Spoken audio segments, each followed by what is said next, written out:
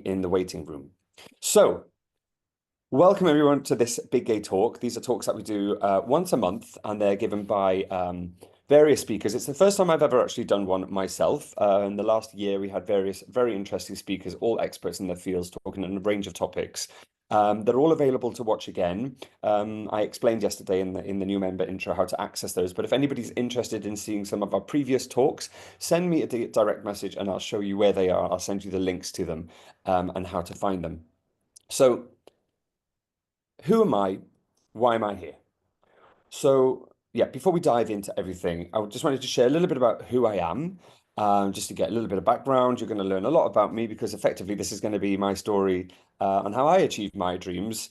Because I hope, and I've been told before, that by sharing your story, you can help people, apparently. If you might have some lessons that you've learned, we've all got something to share. We've all got lessons we can teach others. We've all been through different things, different traumas, different fantastic things, different negative things. And by being open, being honest and vulnerable, we can share those things and sometimes help people who have been through the same thing or are going through the same thing. So my hope is that maybe some of you would like to improve your life in some way, achieve your dreams as I feel like I am in the process of doing. It's not a complete thing yet, but perhaps something I did along the way might inspire you and help you. And I'm here to talk if anybody wants to reach out afterwards. So I'm Welsh. And I was born and raised in Cardiff, and I'm the middle child of seven. So you might be wondering why there's only five of us here. Well, my older brother and sister are my half brother and sister. Not that I like to say that because my dad had a wife before he met my mother, and so we were always seven. But within my household, we were five.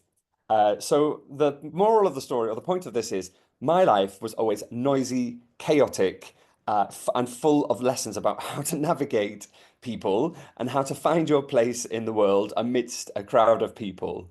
And I've always been fascinated by what it means to grow and to change and to make a sense of ourselves as human beings. My first existential crisis was in a chemistry class when I was 16, when I realized how infinitesimally small our time on the earth is in comparison to the kind of age of the universe and the birth of the planet. And this is all going on when I was 16. So I've always been that kind of person, overthinker to the nth degree. Um, my own professional journey, fast forward from the 80s to 2009, has been quite interesting. I started out by studying chiropractic, and you can see my graduation photo here, or one of the class graduation photo. There were 100 and something of us, but we were yellow team in the clinic, and I am at the back row, third from the left, with a skinhead and a clean-shaven face, looking young and well, I won't say innocent.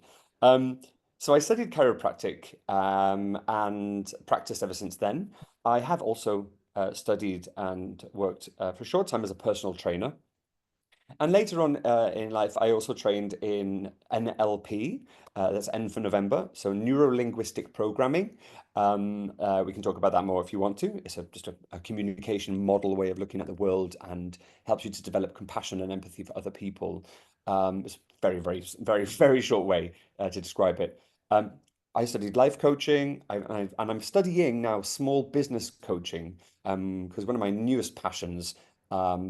Is in helping small businesses to grow, as I have myself had a small business. In fact, I now run a busy practice in Clapham called Backspace, where I've worked with thousands and thousands of people.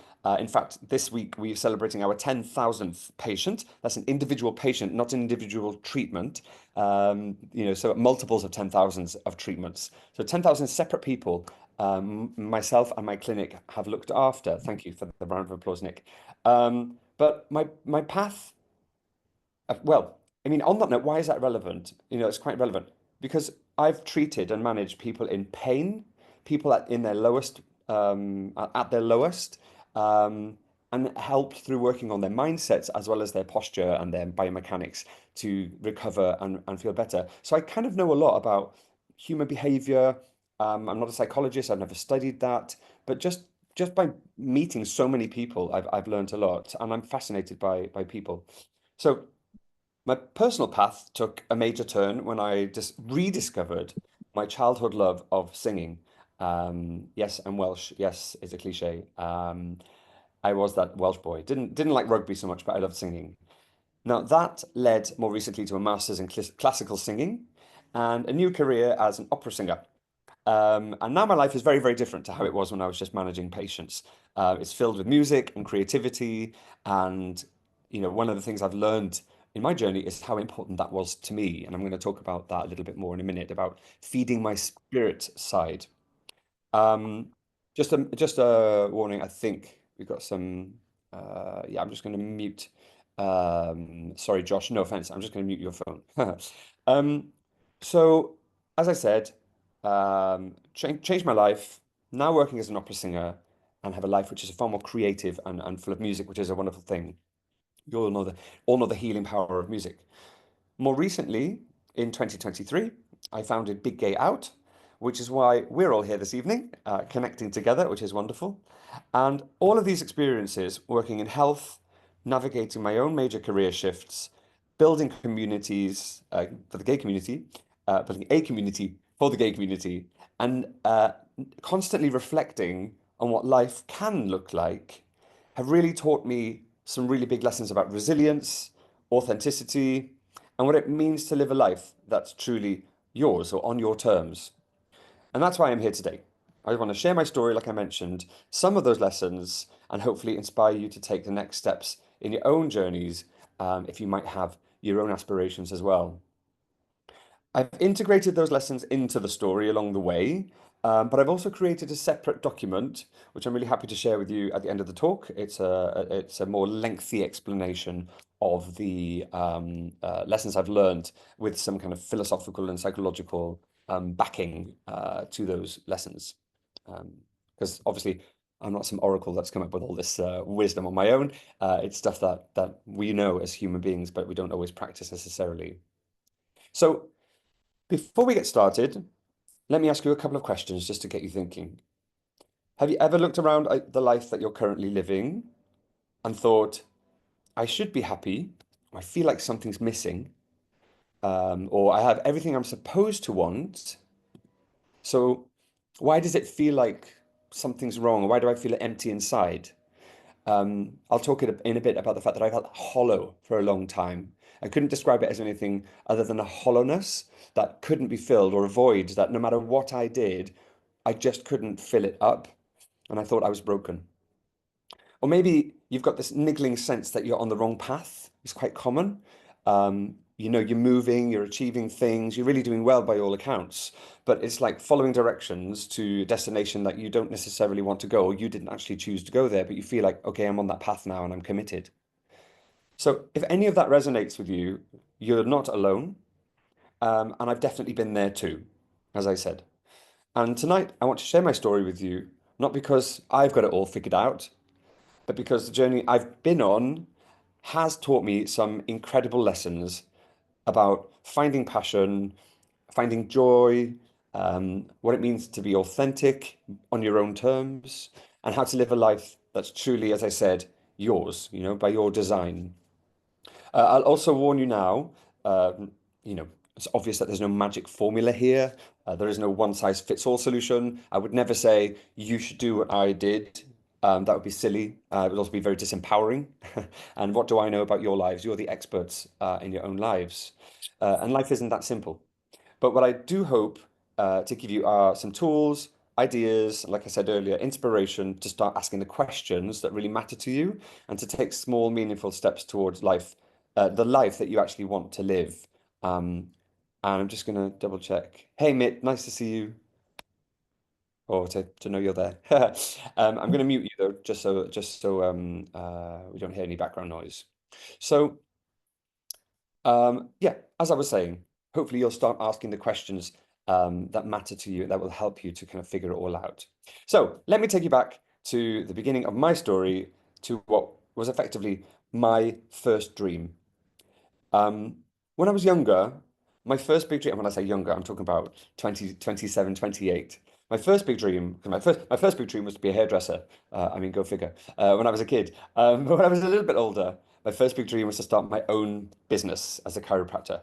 For me, it just felt like the ultimate achievement, and a way to prove to myself, really, that I could be independent that I could be successful, but if I'm being honest, that I could be impressive to other people. But if you've ever tried starting something from scratch, I don't know if any of you have tried, to set up your own businesses before or otherwise, you'll know how daunting it can feel.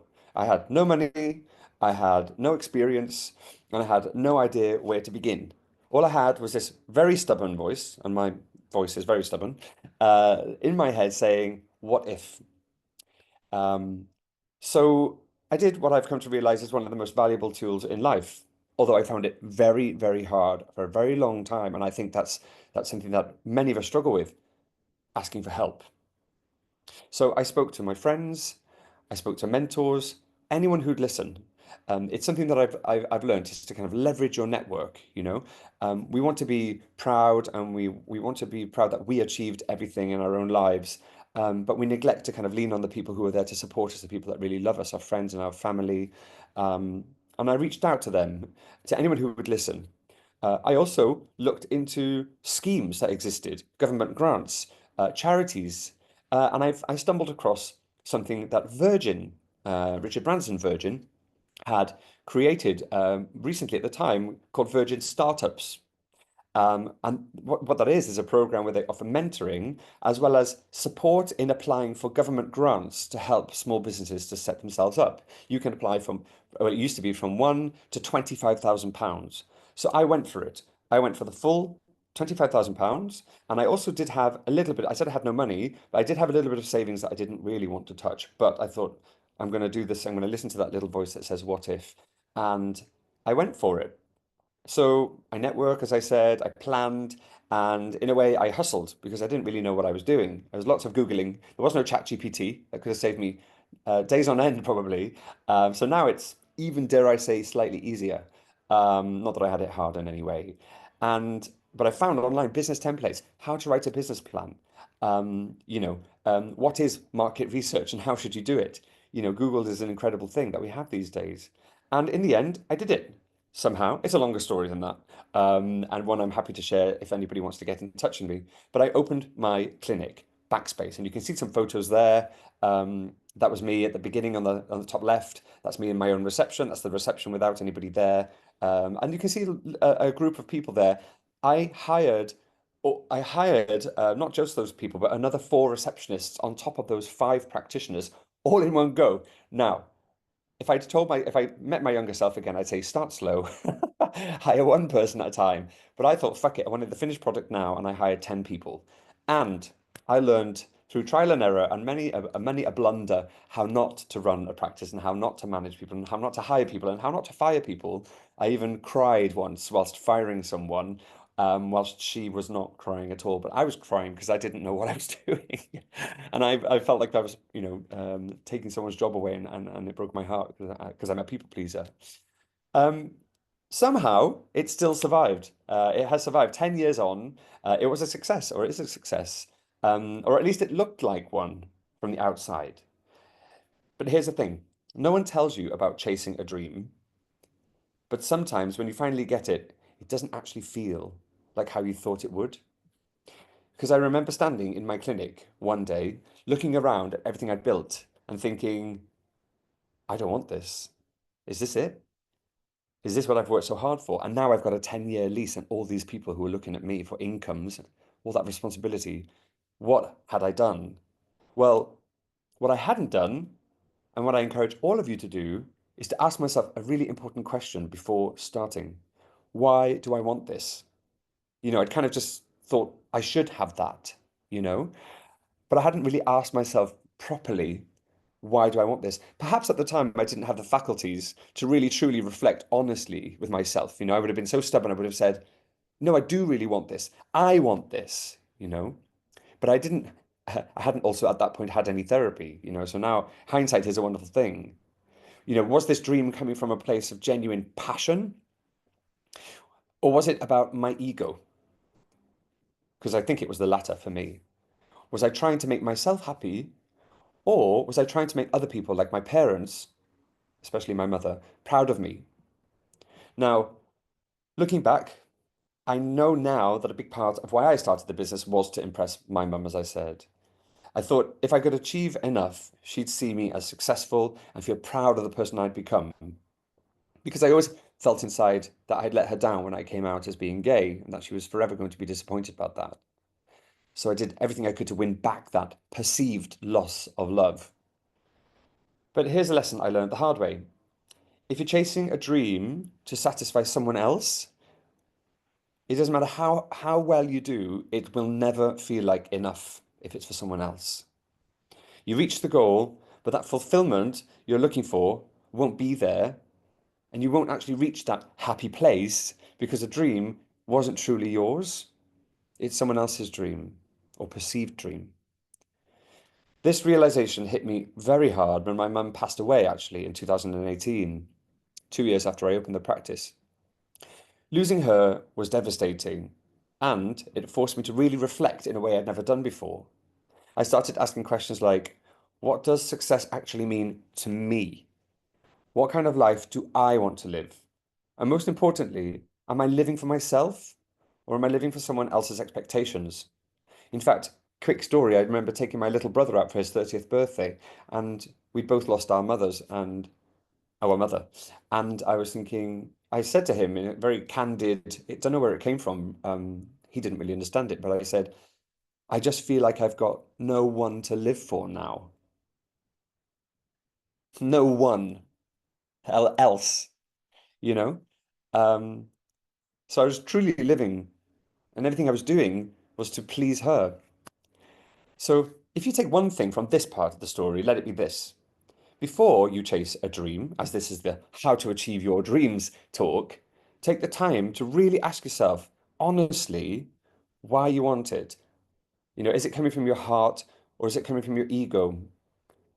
Because if it's the latter, no amount of success will ever feel like enough. And when I say ego, are you doing it to impress someone, to beat someone, to be better than someone, to prove to society that you're a good human being, to reassure yourself that you're worth something because you're rich now, or because you're the boss, you reach the top. For all those people that pushed you down, you've proven to them that you're worth something.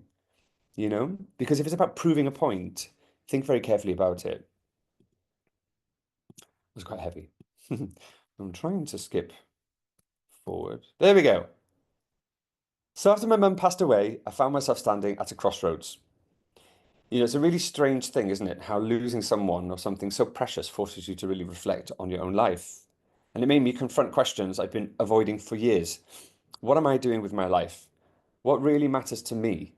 And how much time do I actually have to figure it out? It's quite a scary question, right?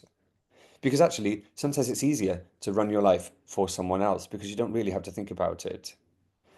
And at 35 years old, I started what I can only describe as a voyage of self-discovery. It's a bit of a cliche, but it was a real voyage. I spoke to my friends, I sought therapy, and I threw myself into anything that might give me some clarity. One of the most transformative experiences for me personally was something called the Hoffman process. That man is Bob Hoffman, by the way, in case you're wondering who the random bloke is.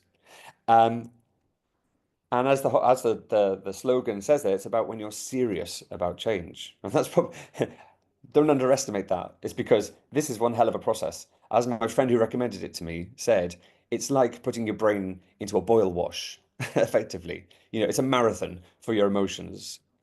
It's a week-long psychotherapy retreat, and you can see that's where the retreat was in the top right. Looks like a very unassuming B&B down on the south coast of England, near the White Cliffs.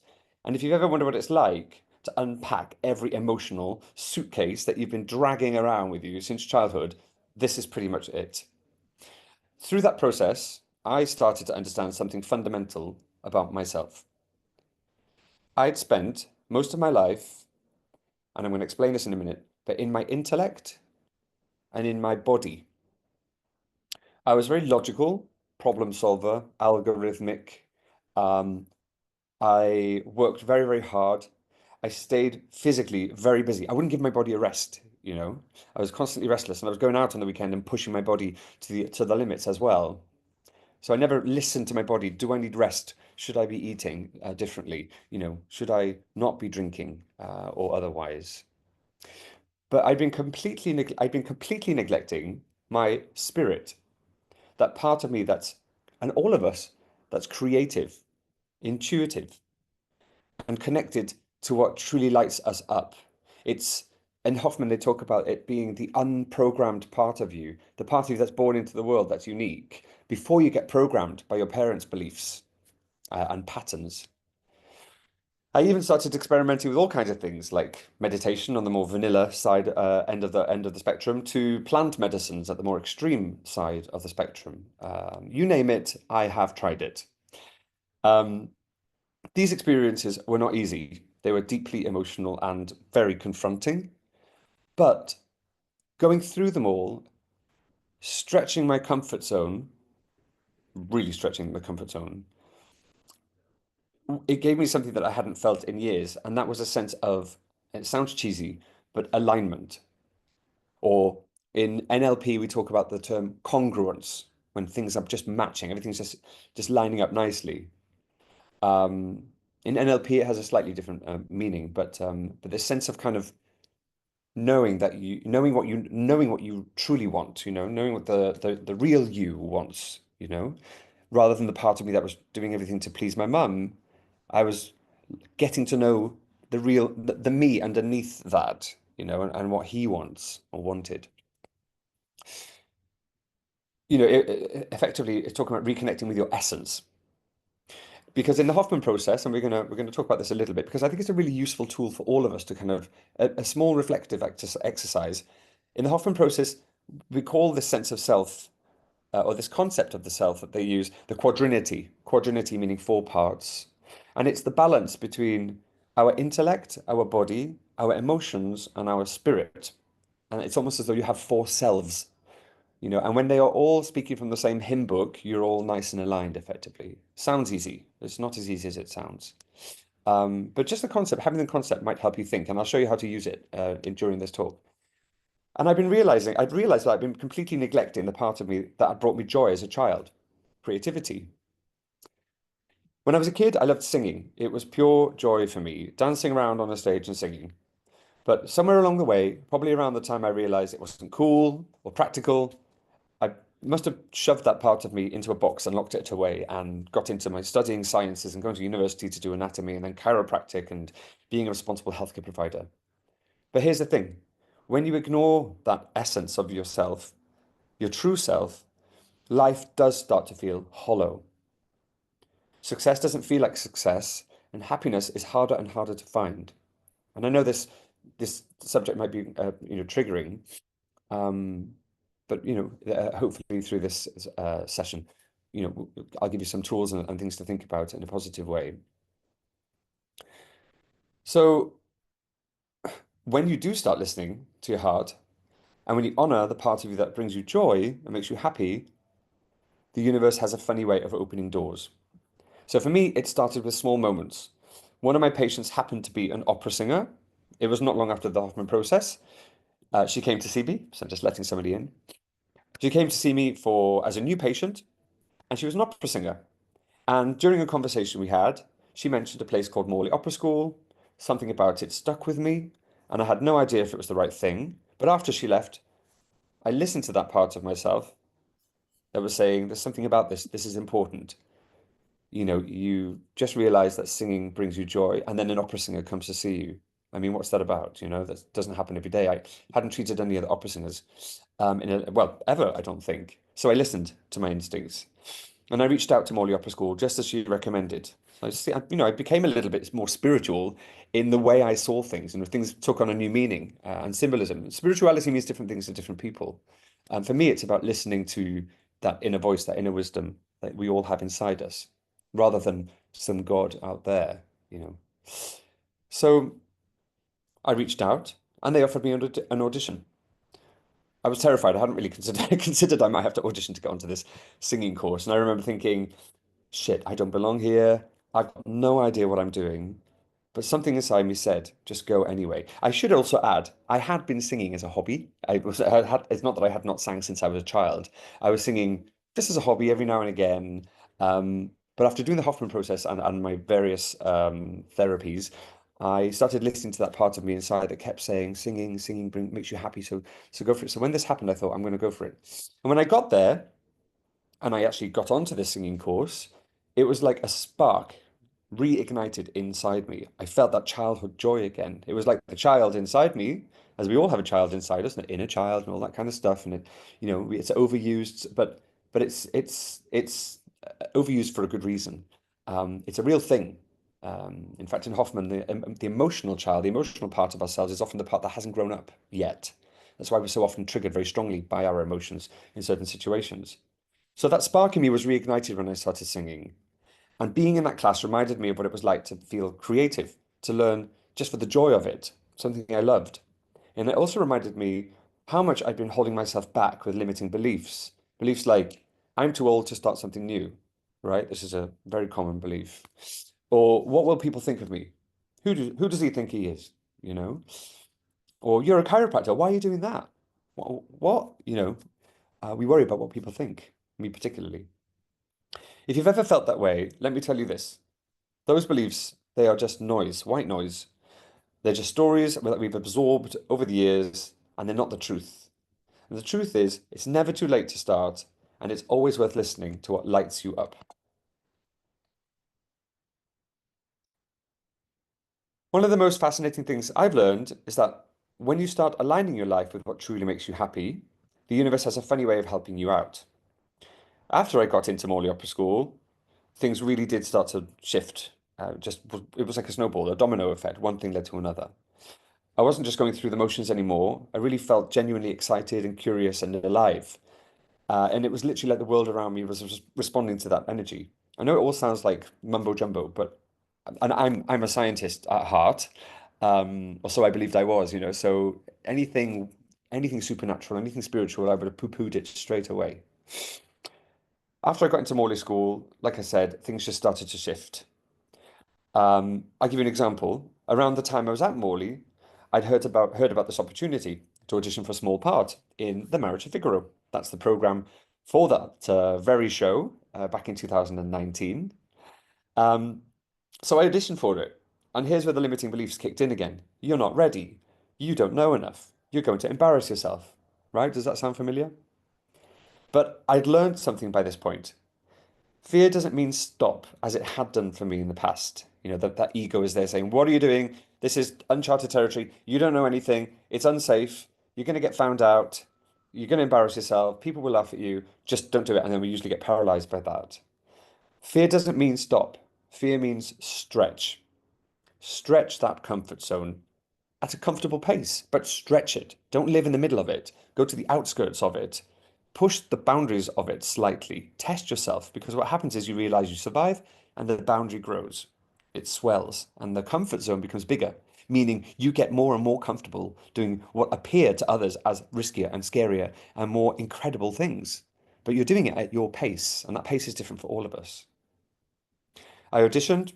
And as you know, it's quite obvious what happened. I got a part, the small part of the gardener Antonio. That's me in costume, in action, pretending to be a gardener, in the grounds of St. Paul's Church in Clapham. This was at St. Paul's Opera, as you can see on the program, and it was terrifying. Don't get me wrong. Standing on that stage felt like stepping into a whole new identity, and at times I was on the verge of a panic attack. So maybe I'm crazy, I don't know, but I knew in my heart this is what I wanted to do. And that's another lesson I've learned. Changing identity is hard. Now, you might be thinking, oh, why do I need to change my identity? Well, you don't. Okay, but I saw myself so strongly as a chiropractor, and here I was doing something weird and starting to wonder, could I be a singer? Could this actually could this actually happen? And it's hard because again, the ego goes, no, no, we know what you are. You know what you are. You do really well as what you are. Stay there. When you've spent years thinking of yourself as one thing, like, oh, I'm the chiropractor, stepping into something new, it's like wearing someone else's clothes and they just don't fit. And you want to take them off. For a long time, I did not know whether I was a chiropractor who sang or a singer who did chiropractic on the side. That kind of identity shift comes with a lot of imposter syndrome. A lot of us will have heard the term or used the term or own the syndrome quite strongly, imposter syndrome. But the only way to push through it is to keep showing up, even when you don't feel ready, and to believe in that voice inside of you. And here's the thing about showing up. It creates momentum because doing that and going through with it and completing that small part in Figaro led me to another opportunity. I met Neil Baker, and had I not done this, if had I not done this show, I wouldn't have met the people that would have connected me to Neil Baker. Neil Baker, you think, who the hell's Neil Baker? Is a singing teacher, and he teaches at Trinity Laban, which is one of the four major conservatoires in London. And he then took me on as his singing student. My singing catapulted in my technique, just got so much better because I was learning with, a really good guy. And there's another lesson I will add here, which isn't part of this presentation, but it's about investing in yourself, right? And invest in the best that you can afford, Um, and don't see it as an indulgence. If you're listening to your heart and you're feeding your essence and your spirit, it's not a waste of money. It's easy to kind of, poo-poo that as a waste of money or to cancel the things that give us joy very quickly when money's hard to come by, and it's been hard to come by at times for me. And at times I couldn't afford Neil Baker, but I was determined to go to see Neil Baker. And he was just an incredible teacher. And he introduced me to more roles and programs, including a summer school that he recommended I do that summer. One night during that summer school. And again, it's about listening to the advice of others, believing in serendipity and chance and fate, and that things are meant to happen when you're following your heart. They really are meant to happen. So had I not done Figaro, I wouldn't have met Neil. Had I not met Neil, he wouldn't have told me to go on to this summer school. I went on that summer school and I developed a lot. And Neil saw other sides of me during that week, where he was also one of the teachers, but we also performed, and he saw me performing, which he hadn't done before. And we sat down one night at 2 a.m. after drinking lots of rosé, and he said to me in a drunken state, both of us, uh, "When are you going to take this seriously?" And I was like, "What do you mean? I do take this seriously. I practice every day. I love this, what I'm doing." He said, "No, you could be a professional singer if you wanted to be." And my mind just immediately, well, exploded, collapsed. The rug was pulled from underneath me because I was thinking, I think I felt like he had validated me, like this was something I had needed to hear all my life. It was like a lightning bolt. I'd never let myself fully believe it before, but now I started to think, well, what if he's right? So I doubled down now. I worked twice as hard. I was like, I am on a path here. My heart is doing a hell of a good job. My brain has led me the wrong way for 30 God knows what years. And here I am listening to this thing inside me, this voice that's inside me, and it's delivering over and over again. So I doubled down. Over the next 6 months, I auditioned for everything I bloody well could. And I got into Morley Opera School's advanced program. This is Morley School is a Lambeth college it's an adult learning college. Anybody can go there and study anything. So if anybody here wanted to go and do pottery, life drawing, fine art, salsa, you can go to Morley, and you don't need qualifications to go there. And they have great courses. So I did the advanced opera course, and it was going really well. And Neil then suggested I apply to go to Trinity College to do a master's degree. Now it's not Trinity, the pictures, as you've noticed, because COVID happened. Yay! Now, COVID was a bad experience in many ways for me. I won't go into details. Um, but a good thing that happened was because of COVID, oh, I should say I auditioned and I got into Trinity.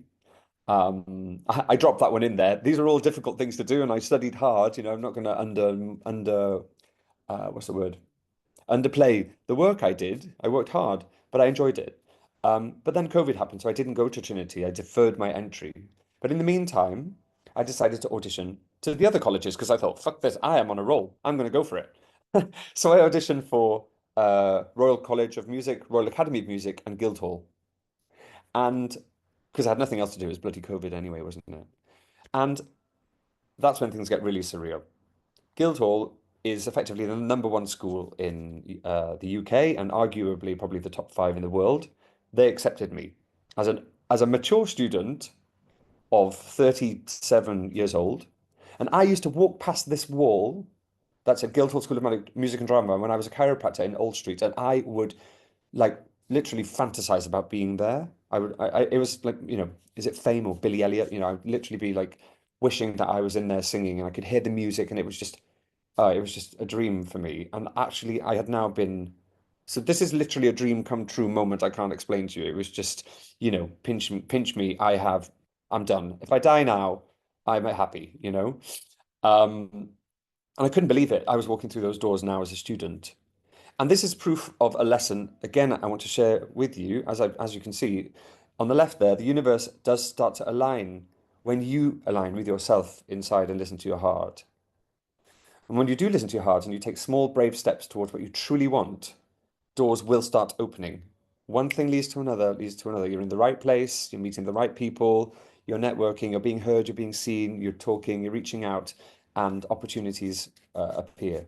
My dad there in the second picture on the day of my graduation um, is a huge role model of mine. He's a hero of mine. He's still working. He's 82. He's an incredible man. He won a BAFTA, FYI. So a big, but very inspiring guy. And he always said to me, when things went wrong in my life, if opportunity doesn't come knocking, build a door.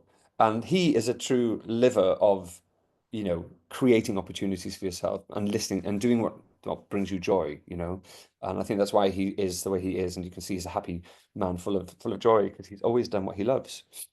Despite that, I didn't learn from him, and I wanted to please my mum. So it's a funny the way the world works, isn't it? So when you listen to your heart, when you take the small, brave steps to what you truly want, doors start opening, opportunities appear, but it starts with you trusting your instincts and taking action and being open to what is possible. Now, if this was a perfect success story, I would tell you that everything fell into place from there. But life isn't a neat straight line. It is messy, full of twists and turns, and packed with challenging moments, challenging everything that you know. After I got into Guildhall, I threw myself into my studies. I'd literally taken a year off from running my practice. And that's a whole other story. There are lots of sub stories here, and I can't make this a 10-hour thing, obviously. But I had to redesign my whole business and practice and put people in place, and there was so much stress. But I was determined to do it so that I could do this degree and not have to work. But I took a year off from running my clinic to focus on singing full time. And for a while, it really felt like I was literally finally living my dream. I was at one of the best musical schools in Europe, music schools, surrounded by other passionate artists and learning more than I ever thought possible. But then came a moment, sorry. Then came a moment we all dread, rejection. And there's a lot of rejection in the old singing world, as there is in the acting world and anything like that in the artistic world. I'd auditioned for a very prestigious opera school, well, the opera course at Guildhall. It's a full scholarship, 2-year program, and if you get on, you're basically, you're made. And it taught me a bit of a humble pie lesson because here I was thinking, it was just happening for me in life. It's just expecting, starting to expect, and that's the ego again kicking in. But I didn't get in, basically, and I got to the last two. And getting so close was even more painful. It was actually, it felt devastating. And I couldn't help but question myself then. Imposter syndrome came back in. Am I good enough? Did I make a mistake leaving my career behind? Have I been kidding myself this whole bloody time? But here's the thing about setbacks. They're often where the real growth happens. That rejection forced me to reevaluate not just my goals, but my entire mindset. It taught me one of the most important lessons I've learned. Rejection isn't failure, it's redirection. You're not going in that way anymore. You're going slightly to the right, slightly to the left, slightly up or down, but you're going an ever so slightly different direction now. Because I didn't get into that opera school, I ended up doing something I wouldn't have done, done otherwise. I was performing instead with small companies and entering competitions and building real world experience. And by the time I would have started that program a year later, because you audition a year in advance, well, I was already performing at a higher level than many of its graduates. In fact, my teacher told me it's a good thing you didn't do that course because you wouldn't have had all these opportunities and you wouldn't be where you are now. You'd actually be behind. And at 40, graduating, you can't be behind because it is a slightly ageist world, the singing world. So I had no time to waste. So looking back, I realized that rejection wasn't the end of my journey.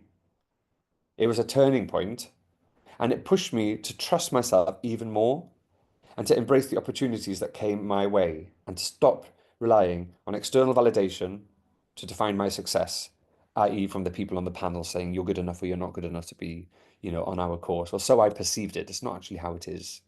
It's about being, the right fit at the time or not. And it's so subjective. And that brings me to another really important lesson that's been especially hard for me as a gay man, and that's the courage to be disliked. For so much of my life, I lived for the approval of others. I wanted to be the good son to my parents, the successful chiropractor to my mother, the person who ticked all the right boxes, because deep down, I had absorbed this belief that being liked and being accepted was the same as being safe. Growing up LGBTQ+, it's a belief a lot of us carry. From a young age, we're surrounded by messages, either explicitly or implicitly telling us that we are different or even wrong. And we hear the microaggressions, the casual homophobic comments, the jokes, haha, that aren't really jokes to us. And over time, we internalize everything and we learn to adapt, to blend in, to minimize parts of ourselves that might stand out for safety. But here's a problem. If you spend your whole life adapting to survive, you then start to lose sight of who you really are, as I did. You become so focused on being acceptable to others that you forget how to be authentically you. So this is about the courage to be disliked for who you really are. Not everyone's going to love you at the end of the day, and that's normal. Stepping into my identity as a singer was one of the hardest things I've ever done. Not because of the work itself, the actual studying, but because it challenged the version of me that I'd built to gain approval.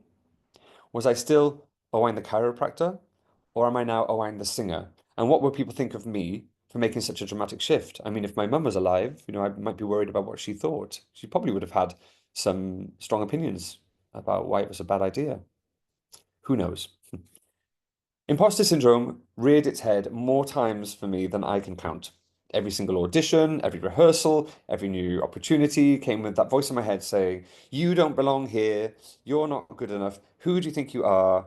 They're talking about you, they know that you haven't done an undergraduate degree, or that, they're thinking you're weird because you're 40 and yet you've just graduated. What are you exactly?" But here's the truth. The voice that says you're not good enough is lying.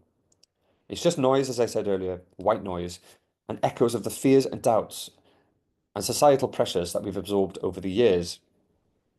And here's what I've learned about courage. It's not about being fearless all the time. It's about just feeling the fear and showing up and doing it anyway, as the famous book title goes. Feel the fear and do it anyway. It's about saying, this is who I am. I'm not going to apologize for it. One of the moments that taught me this was when I applied quite recently, last year, end of last year, for the Welsh National Opera.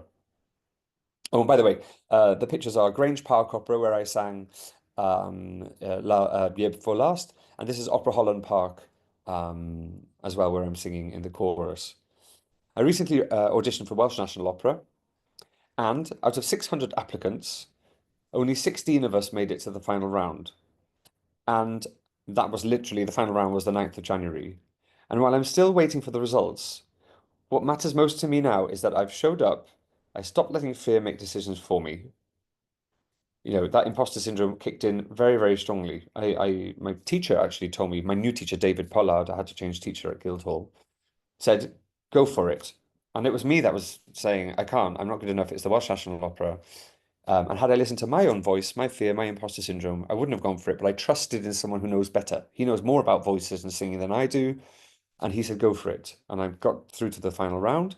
Um, and I'm not saying that to show off. It's just to show you the power of listening to, thank you, the opinions of people who you trust and the people that care about your success, um, and your heart versus the voices in your head. They're so dark, they're kind of inner critic. A dark side is a saboteur. RuPaul is right, it's the inner saboteur. It literally sabotages your life.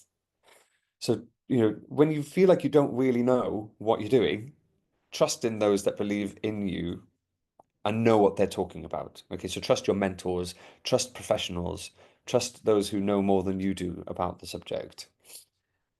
So my challenge for you is ask yourself, what's worse, someone disliking the real you, authentic you, that's, being yourself, warts and all, someone disliking that person? Or is it better to have everybody loving the version of you that isn't real, that's that's comfortable for everyone else to tolerate? Because the truth is, when you stop living for other people's approval, you gain something a lot more valuable: freedom. Freedom to live authentically how you want to pursue your passions and to define that success on your own terms. For me in the past, success was being really financially stable, to earning, X thousands of pounds a month, to buying a house, to having the business, to having a car, to having a successful, a relationship and a house, all those kind of materialistic things. Now, success to me is freedom. Freedom to choose what I do in my life, when I do it, how I live my life, to follow my passions. So rejection, judgment, fear, none of those things are the end of the story. They're just chapters. And what matters is how you choose to turn the page. While I was navigating this journey of rediscovering, sorry, my passions and rebuilding my life, there was another part of me that needed attention: my social life and the kinds of connections I had built along the way. In my 20s and even my early 30s, a lot of my social life, as it is often for gay men, revolved around partying. Don't get me wrong, I've had a lot of fun. I just get rid of something on my screen. But it wasn't the healthiest environment, especially when I started taking my singing more seriously. Late nights, alcohol, and the occasional wild decisions weren't exactly conducive to protecting my voice or my well-being. So my therapist at the time said something that stuck with me. If you want to make changes in your life, start with the people around you. They encouraged me to find friends who didn't rely on drugs or alcohol to socialize. For me, it wasn't about necessarily abandoning them and abandoning all of that. It was about having something extra, some variety, a choice. Now, that felt really daunting at first. I wasn't really sure where to start. But she got me thinking. She said, what if you create something for yourself? And that's how Big Gay Outs was born. As you all know, it started as a small idea, a space where gay, bi, trans, queer men could meet, socialize, and connect in ways that didn't revolve around the club scene. A place where people could show up as themselves without the pressure to impress or conform, take drugs, get drunk, be out in a noisy club. And word spread. And within a year, we had over 600 members. And it was incredible to see how much that need there was for something like this. And again, it was listening to my heart, reflecting on my life, listening to my body. So we talked about listening to my spirit self, but this was about listening to my body as well. My voice was suffering. I was pulling out of competitions, pulling out of auditions. When I was doing auditions, I was performing 70%, not getting parts. I was getting comments like, "What's going on? You sound a bit hoarse. Are you okay? Why are you ill again? Why have you got, you're looking tired." So starting Big A Out in a way was about listening to my body and what my body needed. It needed less late nights, less partying, less, of that lifestyle, and more care if I wanted to be this thing that relied on my body as an instrument. I can't put a violin in a box and take it out when I want to play it, and regardless of how hungover I feel. We all know how our voice changes when we're tired, when we're stressed, or when we haven't slept, or when we've drank too much or shouted too much. Started having to actually think about that and taking care of myself for a change. So I started Big A Out, as you know. It grew a bit fast, and here's the thing with success. It sometimes comes with its own challenges. Managing a really large community became overwhelming. I was trying to do everything myself, planning events, managing communication, and balancing my other commitments, and it was exhausting. I had to learn another important lesson. Time is really precious. You can't do everything yourself, and that's okay. So I brought on the wonderful Matty, as many of you know Matty already. And he started to take on some of the workload. In fact, he probably, thanks to him, BGO still exists because I nearly packed it in. So not doing everything yourself and sharing the workload, asking for help again, a really important lesson. Over time, BGO became more than just a social group. It really has become a passion for me.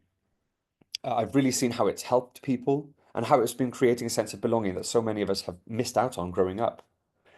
And in creating that space for others, I've found a new sense of purpose for myself. But I also had to learn to set boundaries. At one point, as I said, BGO grew beyond what I could handle. It has to be about sustainability. So I had to step back and restructure things a little bit. Rather than just growing for the sake of growth, my ego started to kick in. You know, what could this be? Could this be a business? Could I kind of take over? Could it be like national? Could it be international? Whatever. I started, to have those kind of like unhealthier thoughts. So sometimes success isn't about doing more, it's about doing things better. And looking back, I really realized that starting BGO wasn't just about helping others, it was about healing a part of myself that I've been spending years not, well, abusing in a way in social circles that didn't always feel healthy or supportive. So creating BGO allowed me to redefine what community means to me and to build something that reflects my values. Again, listen to your heart, listen to your spirit. Who do you want to associate with? They say you are the average of the 5 people you spend most time with. So I wanted to spend time with other people with other interests of different backgrounds, different cultures, different ages, different sexualities. Not everybody is gay at Big Gay Out. So building something that reflects my values, again, it's coming from the heart. And it's a reminder that your struggles and your experiences and your lessons, they all have value. You can take what you've learned, the good and the bad, and use it to create something meaningful, not just for yourself, but for others too. Fast forward to today, my life looks very, very different. I'm performing in operas, I'm coaching and mentoring people, I'm still managing Big Gay Out, which I love, and I'm still running my practice. Sounds like a lot, but they're all things I love doing. So I find time for them because I enjoy them all. But what's even more important than the external changes are the internal ones. One of the biggest lessons I've learned is how to stop living in the future or the past and instead just focus on the present, day by day, listening to your heart. For years, I thought I was someone, well, for years, I was someone who catastrophized about the future. I was always predicting worst case scenarios, trying to control every outcome. But here's the thing, the future isn't real, it's just a story we tell ourselves, and it may never happen. Now, I try to live by a different approach. Every day, I ask myself 4 simple questions. What does my heart want? What can my body handle? Or what does it need? What does my intellect need? And what does that spirit part of myself say? And those questions help me stay connected to that quadrinity I mentioned, the 4 parts of the Hoffman process taught me about. My heart, my head, my heart, my body, and my spirit. And they remind me to take life one day at a time, stopping me from spiraling into endless what ifs, essentially. Whatever happens, I am proud of how far I've come, and I really trust the path I'm on will lead me to where I'm wanting to be. I'm meant to be. And that's something I want to leave you with. You don't have to have it all figured out. You don't need to know exactly where your path will take you. What matters is that you start walking and that you listen to your heart along the way as well. So, questions for you. What do you want? What does your heart want? Where do you spend your time? Where could it be better spent? Where are you wasting your time? Because time is precious, remember. We talked about that. Money you can make your millions and you can lose your millions and you can make your millions again. But the time, it never comes back. Once it's gone, it's gone. Every second is precious. So how do you spend your time? And where do you spend your time? With who? And what makes your heart sing? Got to use a singing pun, and gives you joy. Fast forward 5 years from now, imagine the life you want to be living. What does it look like? Who's there with you? How do you spend your days? One thing that I did when setting up my chiropractic practice was fast forward to the very end of your life. Imagine your older self looking back over his life. What do you think he would wish he had done today? What risks would they wish that you had taken now? stretching that comfort zone. Because here's the truth, there isn't just one path that's right for you. There are loads of paths, but you'll never find them if you don't take that first step and think about it very carefully. And once you start, you realize something incredible. You already have everything you need to make it happen. You've got your head, your heart, your body, your spirit. You've got your creativity, your imagination, the most powerful tools that we have as human beings. So I want you to try something. Just take 10 minutes out of your day, later, tomorrow at some point, put it in your diary even. 10 minutes. And let yourself dream big. No limitations, no doubts at all. You know, if you had a magic wand, if you had all the money in the world, if you had all the time in the world, if no one else mattered, what would you do? And then start to reverse engineer it. Ask yourself, what's one small step I can take tomorrow to move closer to that life? Remember, you don't have to make dramatic progress. It's about small, consistent steps. Just 1% every day is 100% in 100 days, or 300% in a year. 1% a day. If you do 5% a day, you are flying. Because over time, they add up to massive changes. You're capable of a lot more than you realize. And if there's one thing I want to leave you with tonight, it's this. Life is too short to live for someone else's expectations. Thank you. I've got the 10 lessons are here. I've also got that document I'm going to share with you in the Big Gay Out, in the Big Gay Talks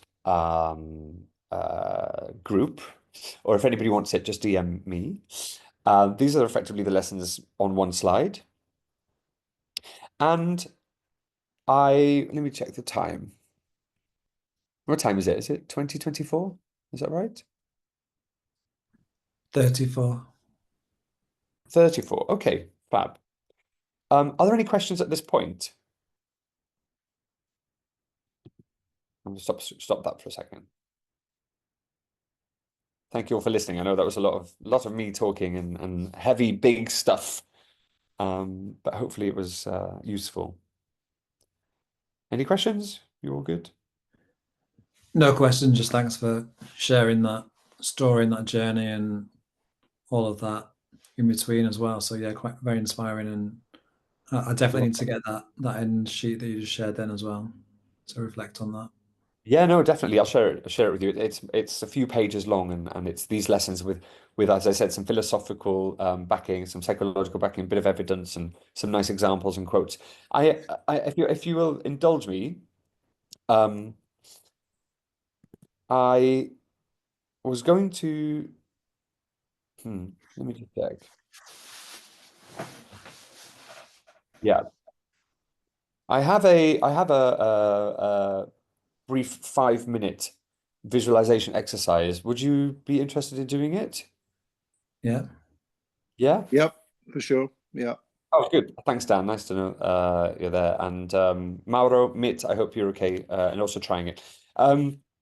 Ideally, you would be somewhere where you can sit down and close your eyes. Nick, you're welcome to turn off your video as well if you'd prefer. Otherwise, you're the one person we can all see, unless we've got our eyes closed.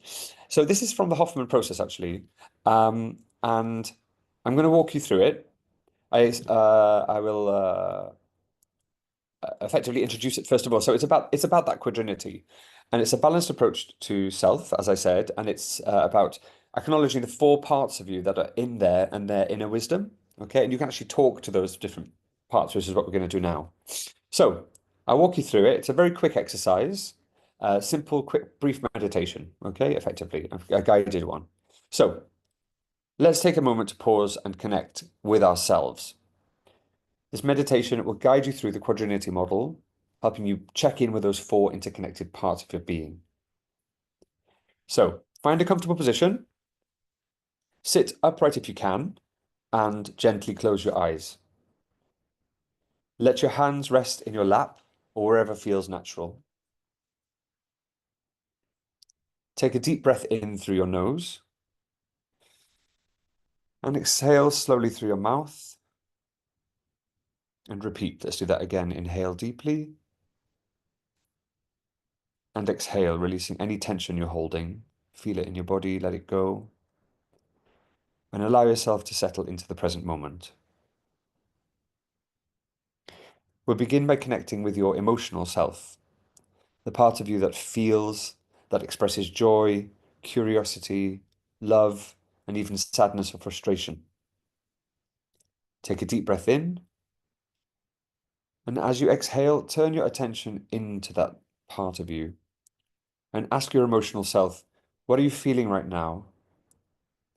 There's no need to judge or fix anything, just listen.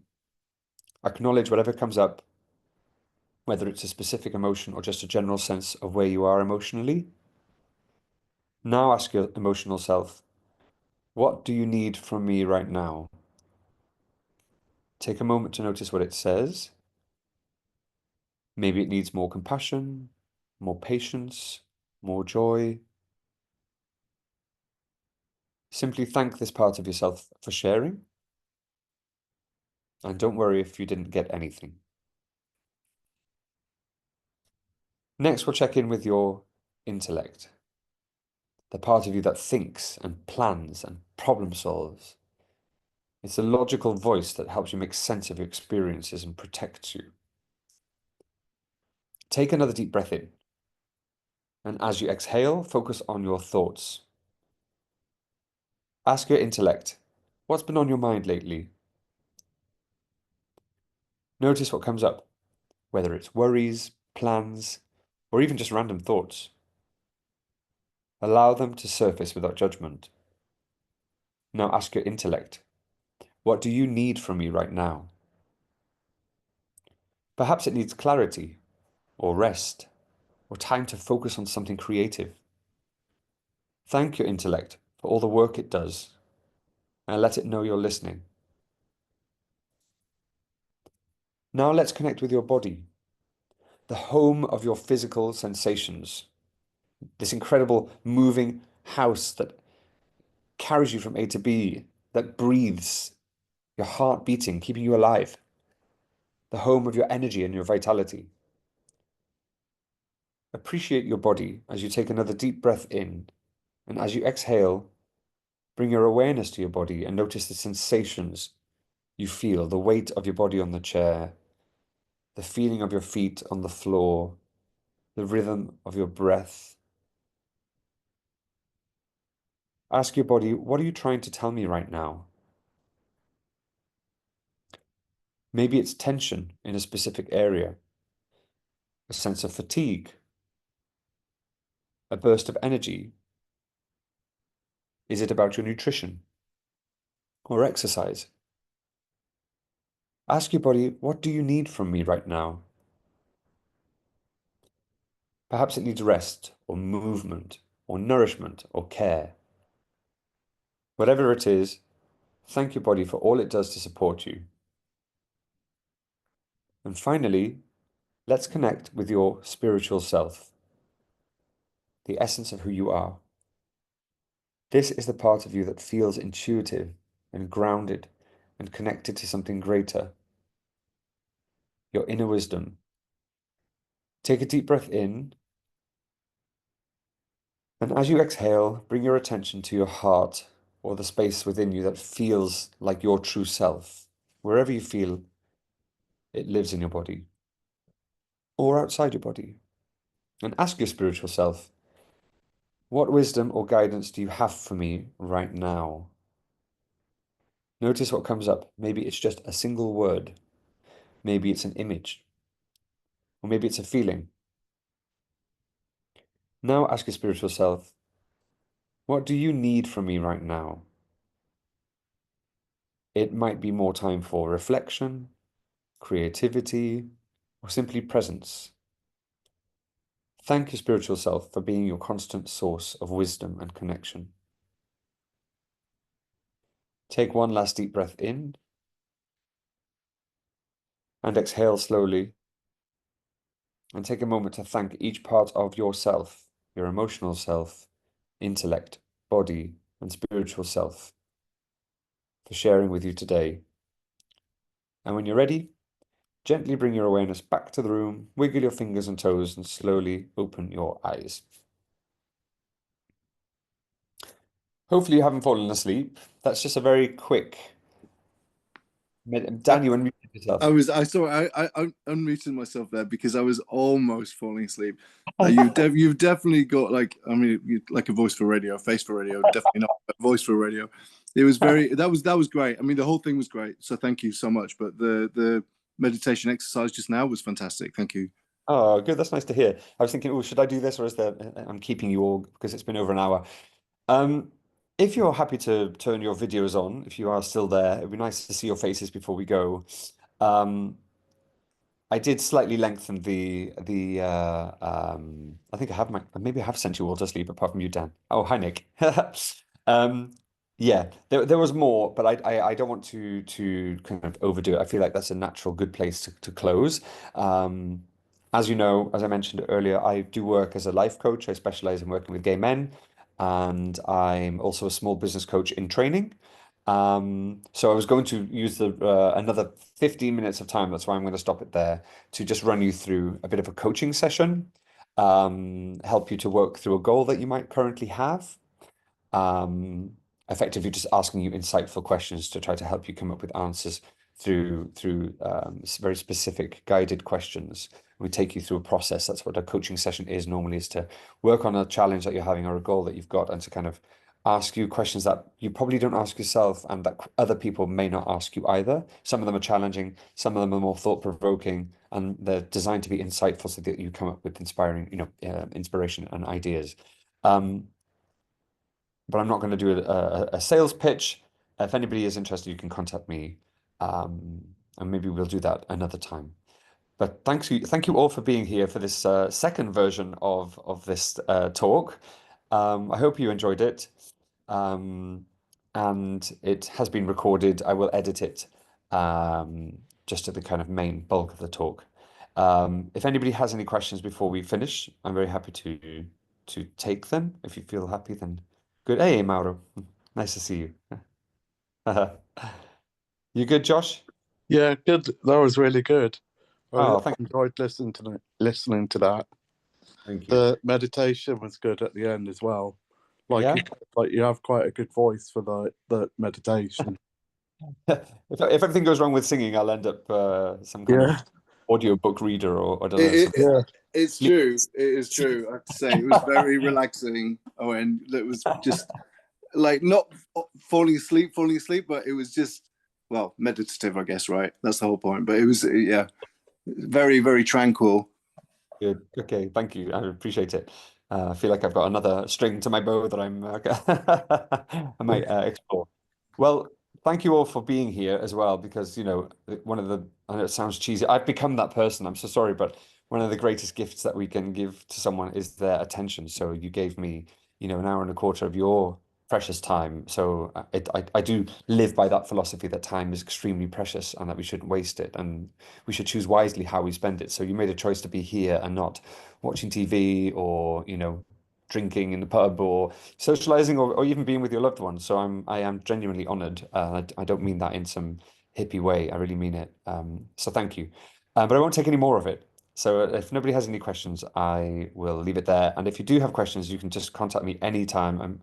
I like to think of myself as a very helpful guy, and I'm very passionate about helping people to, figure things out.